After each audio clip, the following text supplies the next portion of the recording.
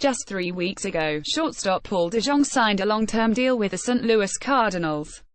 And last, the White Sox bought out Tim Anderson's immediate future. On the other hand, Francisco Lindor of the Cleveland Indians reportedly rejected a $100 million extension about a year ago.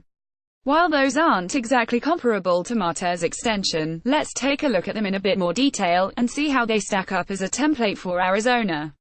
But let's start with a thought or two on how the free agent marketplace might have played into the Marte situation. For the longest time, young players have been taught by example, that free agency is where the big bucks lie. Get through those 3 years of pre-arbitration league minimum wage slavery, though minor league players might mock that notion, then the somewhat better paid of arbitration, and you'll reach the pot of gold at the end of the rainbow. That's why Lindor was able to turn down a 9-figure deal. And it still might be true for him, because he'll hit free agency at the end of the 2021, still only a 27-year-old.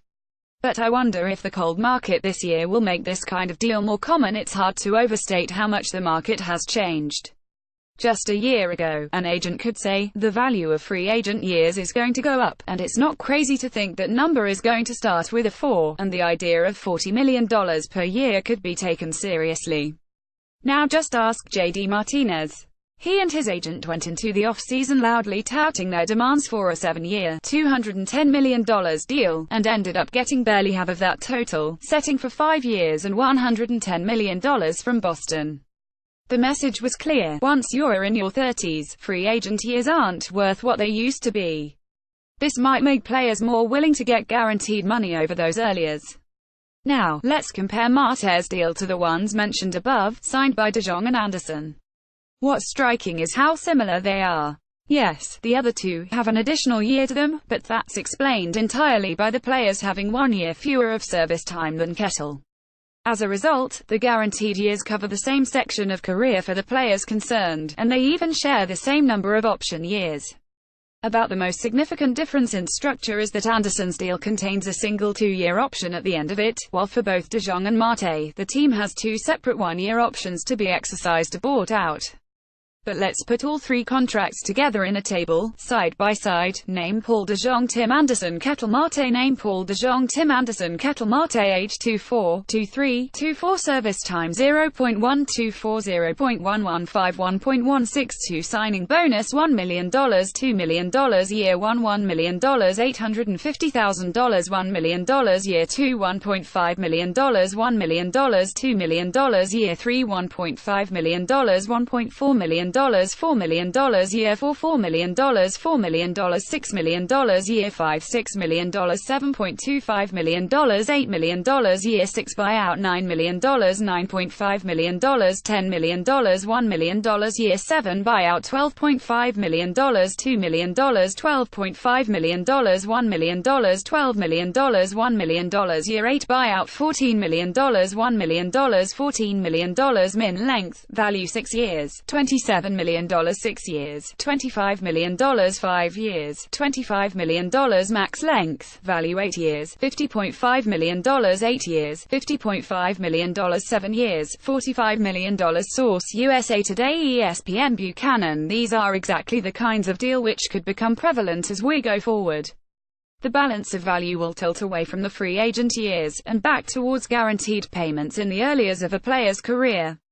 It's hard to say how much money the players concerned might make if they simply went through the arbitration process. The high water mark there would be someone like Manny Machado, though he has played his career to date at 3B rather than SS. He'll have earned about $34 million by the time he hits free agency at the end of this. However, he has put up 28 BWAR to date, and I think we'd all be delighted if Ketel Marte was to match that. For the player, it's guaranteed money. Even if, God forbid, the career were to end tomorrow, they and their family would be provided for. For the team, it's cost certainty, with players being locked in at current prices. History has shown that revenue has significantly outstripped both inflation in general, and even baseball salary inflation. So it's likely that the option year prices, of between $10 minus $14 million, will be considerably less in real terms by the time the teams have to decide whether to exercise them. If we presume, say, 5% deflation, the $10 million for Marte's option in 2023 would become around $7.7 million. Put another way, what do you think $10 million will get you in free agency that year? The risk is obvious. Every team has seen guaranteed contract extensions that have gone horribly wrong. For the D-backs, the Eric Burns deal is likely the poster child, ending in us paying him $11 million to cavort around in beer league softball. It's possible Marte could phone things in for the next 5 years, but that seems unlikely. And on the other hand, you have Paul Goldschmidt's buyout. Presuming his option is exercised, the years 2014 to 19 will have cost the team a total of $46.5 million for 6 years. With 2s still to play, Goldie has already produced 23.8 BWAR, and at that pace, will end up worth north of 35 BWAR. If the Marte deal ends up anything similar, we should just call our GM St. Hazen.